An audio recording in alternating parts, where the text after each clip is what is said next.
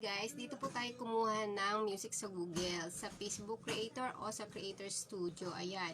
Click nyo po yan at sa Tools. Then, pagdating nyo po dyan, lalabas yan at click nyo po yung Sound Collection. Ayan, dyan po tayo kukuha naman ng copyright music. Meron po sa taas. Ayan, pagdating po dyan, meron din po sa baba. Check nyo po yung sounds kung okay sa inyo, saka nyo siya i-download. Ayan, may duration po yan kung gaano kahaba yung inyong video. At i-click nyo po dito sa baba pag nakarating kayo ng CapCut. Ayan, click nyo dyan. Ayan, dyan po. Sa CapCut po kasi papasok sa kayo mag-add pag kayo ay mag-create ng inyong mga video at video reels sa Facebook para for sure na hindi tayo makapiright na maulit muli yung ating mga problema. Kasi mga ngayon din ho yan ng data on ng load ninyo.